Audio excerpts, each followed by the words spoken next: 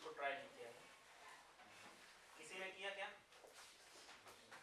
along with a rod एक और pendulum भी कनेक्ट कर दिया था, उसका आंसर अपने हिंट दिया था कैसे करना है, दोनों को अलग अलग करना है। एक रॉड और इसमें एक पेंडुलम भी कनेक्ट कर दिया, right? Rod of mass m length है and pendulum Bob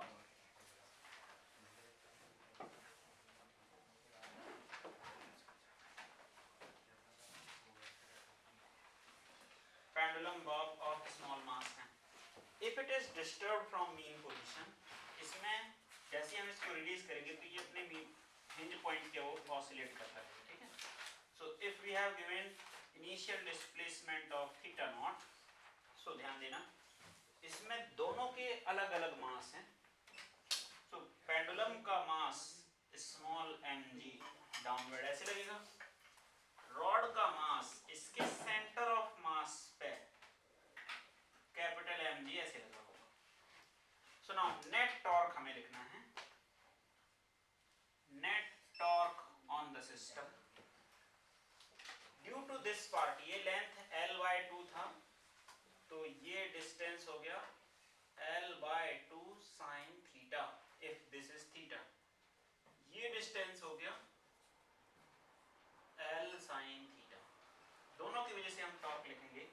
so torque 1 plus torque 2, rod के वेट की वजह से टॉर्क और पेंडुलम के वेट की वजह से टॉर्क, दोनों ही टॉर्क काउंटर क्लॉकवाइज हैं माइनस साइन के टर्म्स में इसको, तो ये जाएगा minus m into G into l/2 sine theta,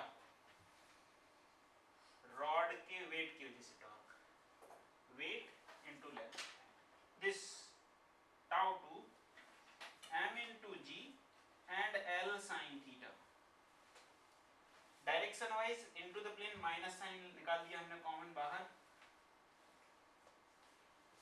and this is going to be k क्या इनटू द प्लेन, बेसिकली ये k माइनस इसके साथ रखे तो minus k, torque minus k, ठीक है?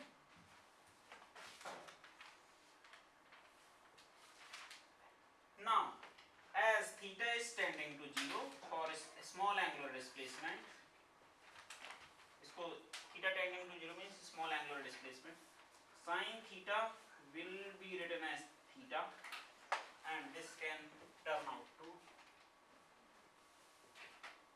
minus m into g into l by 2 theta plus mg l theta and k। अब मुझे पता है theta vector to be written as theta and K cap, theta and K is theta vector, theta इस sense में outward positive, theta not positive, इसमें से theta common निकाल देंगे और वो थीटा वेक्टर बन जाएगा। Net torque is minus m into G into l/2 plus m into G into l and this is theta and k cap, this is becoming theta vector, तो हम इसको लिखेंगे mg l/2 plus small mgl and theta vector, SHM की by definition net torque must be proportional to angular displacement, so net torque should also be represented as I alpha vector. I alpha vector is equal to minus of mgl/2 plus small mgl and theta vector, इसको इस side ले आएंगे, ये बन जाएगा I alpha vector plus mgl/2 plus small mgl and theta vector is equal to 0। Only net torque लिखना सीखना है आपको, ठीक है? So now alpha plus mgl/2 plus small mgl divided by I into theta vector is equal to 0. This is differential equation of SHM. So comparing with equation of SHM, ये equation of SHM, इन दोनों को compare करेंगे, omega square की value आएगी omega square from comparison of equation of SHM.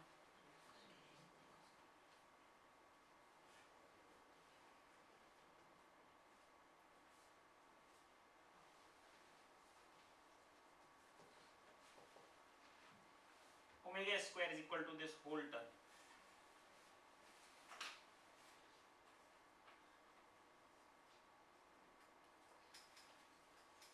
moment of inertia of the system can be written, so omega की value आ गई root of M G L upon 2 plus small M G L upon I की value moment of inertia of the system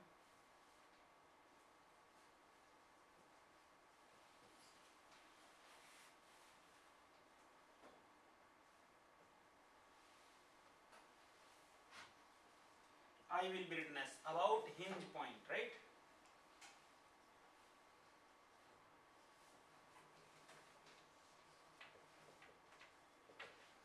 About hinge point. So pendulum के लिए m l square plus rod के mass के लिए m l square by 3, rod का moment of inertia one of the indicator m l square by 3 होता है, right?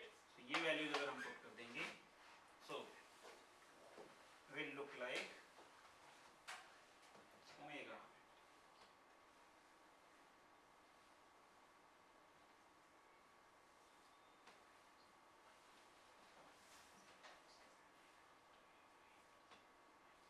अभी एक l कॉमन लेके कैंसिल आउट किया जा सकता है, सब कुछ कैपिटल M और स्मॉल m के रेशियो के टर्म्स में भी कैलकुलेट किया जा सकता है, ठीक है? इसी से आप टाइम पीरियड बता सकते हैं।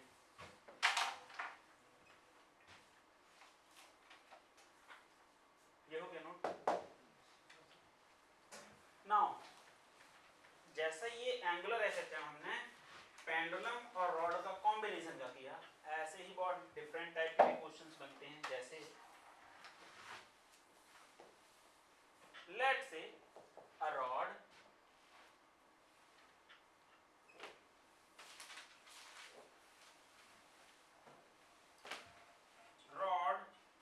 of mass m and length l and lowest end of the rod is connected with a spring of spring constant k, और अब रॉड को हम डिस्प्लेस करेंगे स्लोली, हल्का सा डिस्प्लेस करके छोड़ देंगे, स्प्रिंग कंप्रेस हो जाएगी, स्प्रिंग कंप्रेस होगी तो अभी स्प्रिंग के फोर्स की वजह से भी रॉड ऑसिलेट करना चाहिए, right? Now spring will help to return this rod, clear है ना? सो नाउ इसके लिए अगर मैं ओमेगा लिखूं, लेट्स से रॉड का मास m, length l, centre of mass of the rod यहाँ पे, once this rod is disturbed from mean position by an angle theta,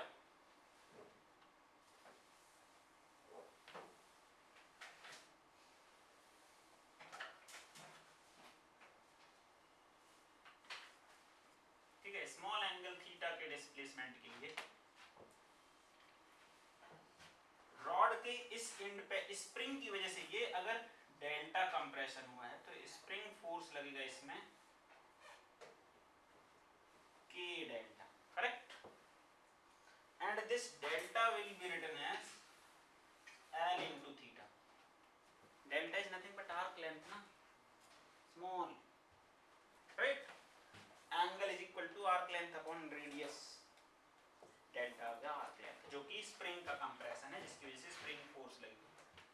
Now centre of mass rod का इस लोकेशन पे है, जिसकी वजह से सेंटर ऑफ मास पे जो वेट लग रहा है mg downward. So now net torque equation अगर हम लिखें, net torque on the rod τ1 plus τ2, τ1 due to weight of the rod जो पहले यहां पे लिखते आए थे, τ2 due to spring force, torque due to spring force, दोनों ही टॉर्क, ध्यान देखो हिंज पॉइंट के अबाउट वेट की वजह से, वेट रॉड को इस डायरेक्शन में रोटेट करना चाहता है, स्प्रिंग फोर्स रॉड को ऐसे रोटेट करना, same direction into the plane, So now m into g into L by 2 sin theta due to rod, weight of the rod. Torque due to spring force K delta into L.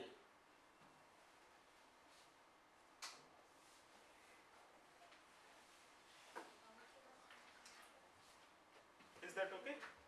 या आप उसको minus की लिख दो, कोई दिक्कत नहीं है। बट मुझे पता है माइनस की लिखने के बाद माइनस फिर बाहर निकालना पड़ेगा, तो theta into K, theta into K cap is theta vector, right. Now delta को मैं एल इंटू थीटा से रिप्लेस करूंगा और ये बन जाएगा M G L by 2 and theta tending to 0 sine theta को थीटा से रिप्लेस करेंगे, so theta plus K L theta into L bracket close K cap net torque with minus, theta को कॉमन बाहर निकाल दो, net torque is coming to be m into G into L by 2 plus K L square and theta K cap with minus sign. Theta vector is theta into K cap, क्योंकि हमने अभी भी rod को आगे की ओर rotate कराया है, means theta vector is positive K, right. So net torque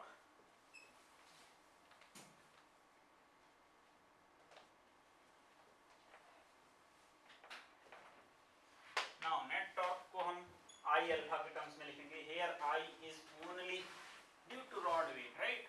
spring inertia थोड़े ऐड करा देगा, स्प्रिंग इनर्शिया थोड़े ऐड करेगा, only inertia due to rod. So net torque can also be represented as I alpha, where I is moment of inertia of the rod. So I alpha is equal to mgl by 2 plus kl square and theta vector set लिया हो।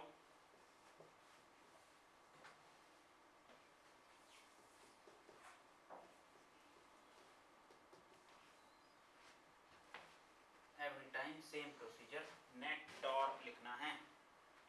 Linear SHM में net force लिखते थे, right. I से divide करा दो, this is going to be equation of SHM.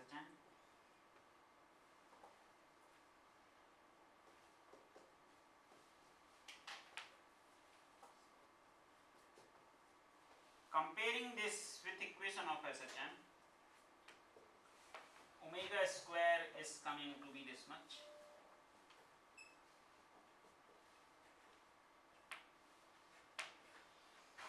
means moment of inertia आपको rod का पता है ml square by 3 about the hinge point। यहाँ पे केवल रॉड है जिसका मास दिया गया है और कुछ नहीं है, so I is moment of inertia of the rod about the hinge point। ये रिप्लेस कर देंगे, ओमेगा की वैल्यू आ जाएगी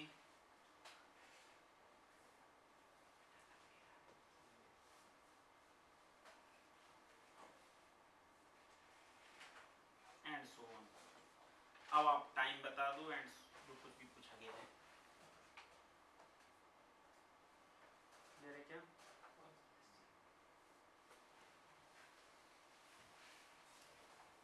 टाइम, बेसिकली टाइम लिखा जाएगा 2 पाई अपॉन ओमेगा, ओमेगा आ चुका है। अब जैसे ये लीनियर स्प्रिंग लगी थी, कई बार लीनियर स्प्रिंग ना लगा के टॉर्जनल स्प्रिंग लगाई जाती है। टॉर्जनल स्प्रिंग के लिए टॉर्क कैसे लिखते हैं,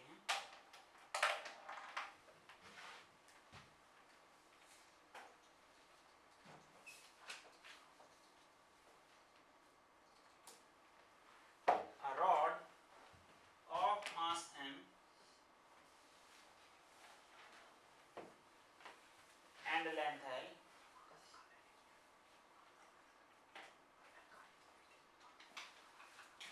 is now connected with the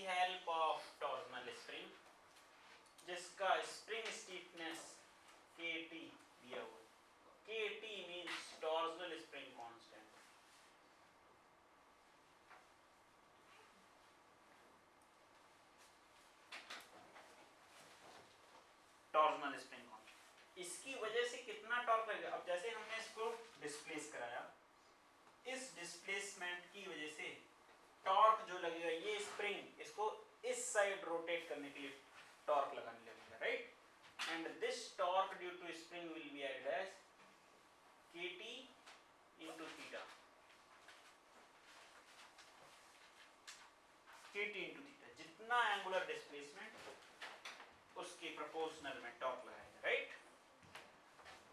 so net torque equation के लिए same as it is, weight of the torque की वजह से इतना, means weight of the rod की वजह से इतना टॉर्क, प्लस टॉर्जनल स्प्रिंग की वजह से kT into theta and k cap, torque due to weight of the rod plus torque due to torsional spring। Torsional spring के लिए टॉर्क ऐसे ही लिखना है, torque due to torsional spring, इतना magnitude wise restoring. Now kT theta, theta theta common निकाल देंगे, ये केवल kT बच जाएगा। जहां पे k था आप उसको kT कर दो, k कैप,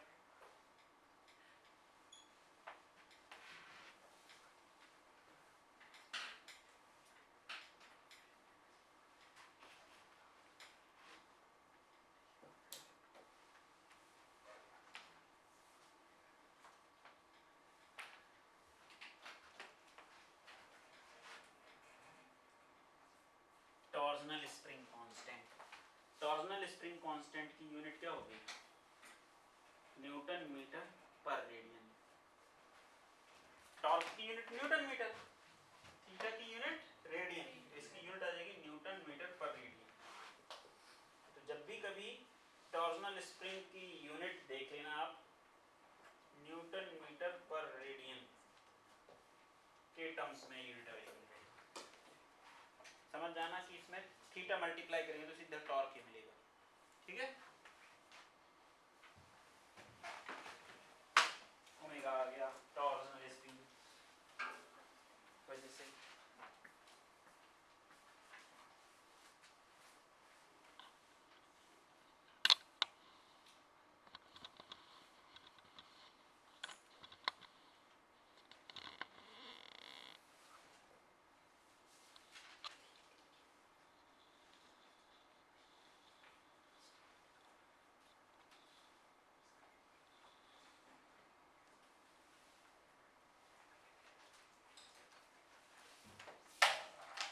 इसको इरेज करें,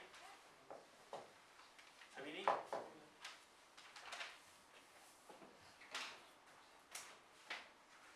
एंगुलर एसएचएम के बहुत अच्छे अच्छे क्वेश्चन बनते हैं, ठीक है।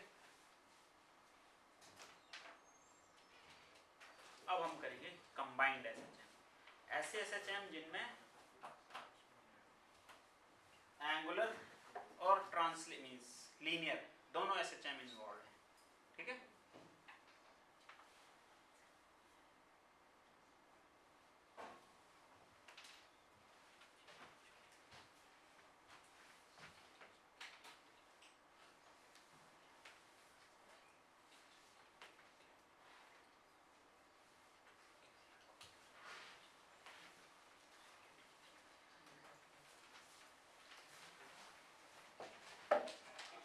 कंबाइंड एसएचएम,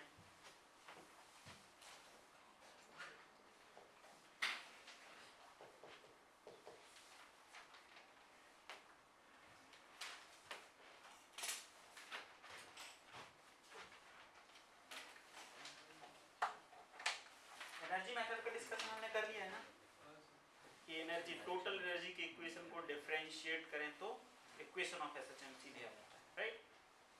सबसे ज्यादा हेल्पफुल एनर्जी मेथड आपको कंबाइंड एसएचएम है। जब तक लीनियर के सिंगल केवल लीनियर का प्रॉब्लम रहता है, फोर्स मेथड से आसानी से हो जाता है। जब भी केवल टॉर्क एंगुलर एसएचएम होता है, केवल टॉर्क इक्वेशन लिखना होता है, आसानी से हो जाता है।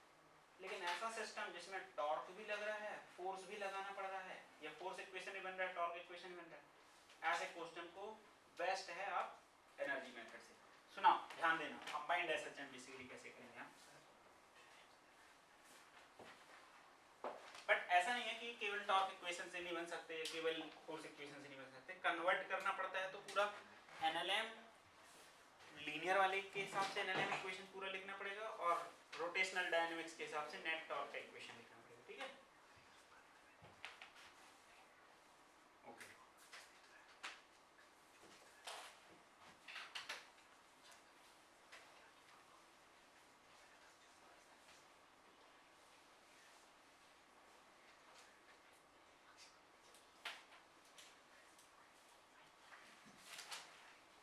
रफ हॉरिजॉन्टल सरफेस में एक disc of mass m radius r is connected with the spring of spring constant k, और अब हमने इसको हल्का सा रोटेट करा के आगे की ओर ले जाके छोड़ दिया। जैसे ही हम छोड़ेंगे तो ये स्प्रिंग इस डिस्क को वापस लाने की कोशिश करेगा। अब पार्टिकल होता तो ये स्लाइड होता रहता, लेकिन डिस्क है रोल करेगा, राइट। और इसका सेंटर ऑफ मास ट्रांसलेट हो रहा है, दोनों चीजें centre of mass translational motion कर रहा है, लेकिन disc rolling motion plus translational दोनों कंबाइंड मोशन कर रहा है, rolling as well as translating. इसको जब हम एसएचएम इक्वेशन लिखना चाहेंगे तो या तो आप एनर्जी मेथड से चले जाओ वेरी फास्ट, या केवल टॉर्क इक्वेशन से भी सॉल्व हो जाएगा। So now when this disc is displaced by some distance x, बस केयरफुल रहना है, कितना केयरफुल रहना है ये देखना। अगर हम इस डिस्क को x डिस्प्लेस कराते हैं, so disk will come somewhere here, something like this, and spring force will start acting on the disk center as kx, right? Centre भी तो x से डिस्प्लेस होगा ना, अगर हमने पूरी डिस्क को x आगे की ओर प्लेस किया तो। नाउ बॉटम मोस्ट पॉइंट पे फ्रिक्शन फोर्स भी लग रहा होगा, यस फ्रिक्शन फोर्स लगेगा। तो फ्रिक्शन फोर्स क्या यहाँ पे कांस्टेंट है, म्यू वगैरह कुछ नहीं दिया, फ्रिक्शन फोर्स एक्चुअली में वेरिएबल रहेगा यहाँ पे, ठीक है ना, क्योंकि एक्सेलरेशन वेरिएबल है।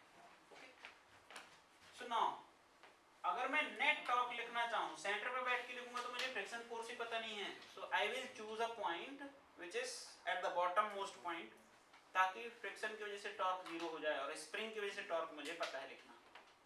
So now torque on the disk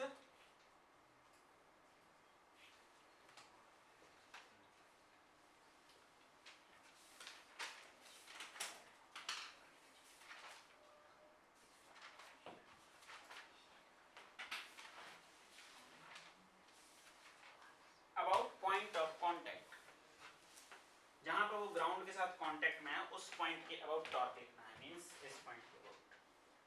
mg इसका डिस्क का जो कुछ वेट होगा वो भी डाउनवर्ड लग रहा होगा, नेट टॉर्क वेट की वजह से जीरो, स्प्रिंग बस की वजह से लग रहा है, फ्रिक्शन फोर्स की वजह से टॉर्क जीरो, क्योंकि हम उसी पॉइंट में बैठे हैं, इसलिए हमने ये पॉइंट सिलेक्ट किया कि फ्रिक्शन वाला पैरामीटर ना है। लेकिन अगर आपको कोई पूछे कि बताओ फ्रिक्शन फोर्स लग कितना रहा है या फ्रिक्शन फोर्स कैसे चेंज हो रहा है, वो बताने के लिए आपको इसका एक्सेलरेशन निकालना पड़ेगा and spring force minus friction force equal to ma कराना पड़ेगा।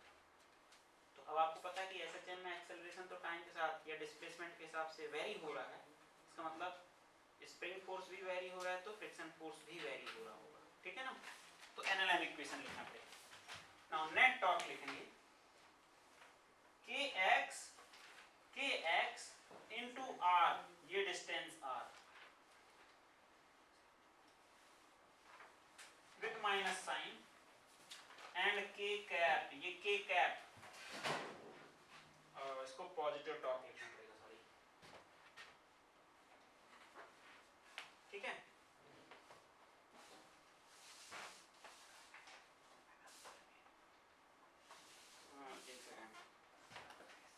नेट टॉर्क ऐसे एक्सेलरेट भी ऐसे हो रहा है,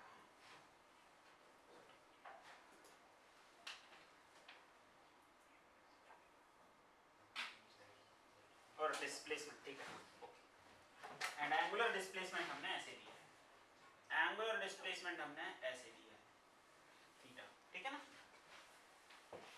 ध्यान से देखना। ना x की वैल्यू थीटा के टर्म में कैसे लिख सकते हैं?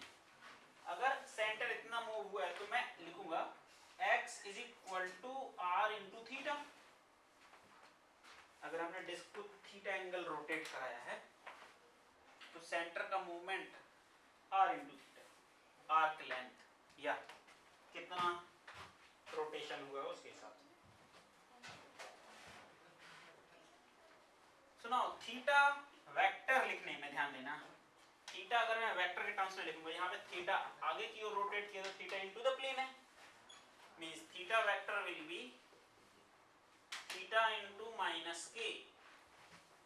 Theta vector should be written as minus K cap because theta here selected as into the plane। ठीक है ना? टॉर्क इक्वेशन है बॉटम मोस्ट पॉइंट के about kx into r। x की वैल्यू पुट कर दो तो ये बन जाएगा net torque is equal to k into R theta into are and k cap. कुछ ऐसे ही लिखा था।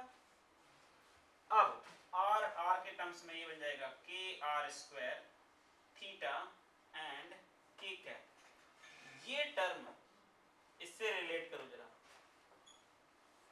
क्या मैं इसको, इस टर्म को माइनस थीटा नहीं लिख सकता? यहां से माइनस बाहर निकाल के इस साइड ले जाओ। So can we rewrite theta minus is equal to theta into K cap. ये थीटा दोनों साइड मल्टीप्लाई करा दो। इसका मतलब इस टर्म को मैं माइनस थीटा के टर्म्स में रिप्लेस करा सकता हूं।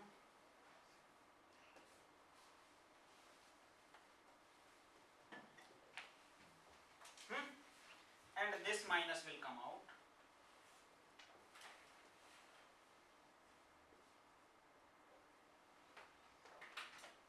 Now also net torque is equal to I alpha। I कौन से पॉइंट के अबाउट?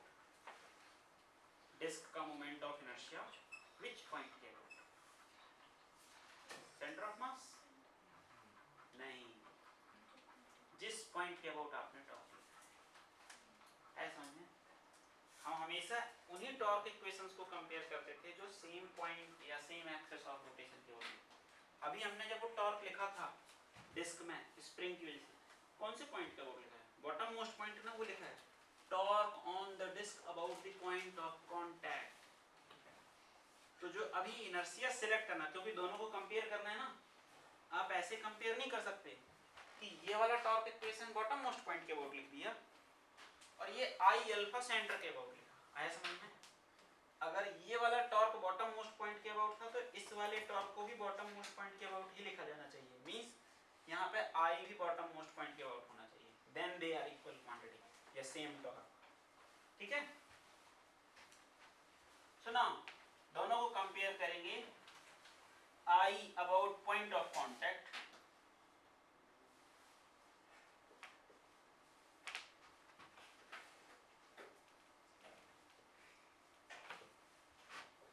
आई हो जाएगा M R square upon 2 plus M R square, parallel axis theorem. Centre के about M R square by 2 plus centre से वो point of contact R distance पे है, parallel axis theorem. Now comparing I alpha is equal to minus of K R square theta vector, I alpha plus K R square theta vector is equal to 0। I divide करा दो।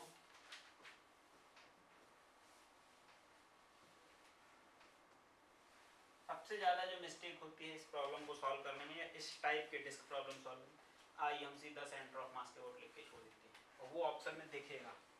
Means यहाँ पे ये 2 होता, 2 वाली term वाला answer भी रहेगा। अब देखो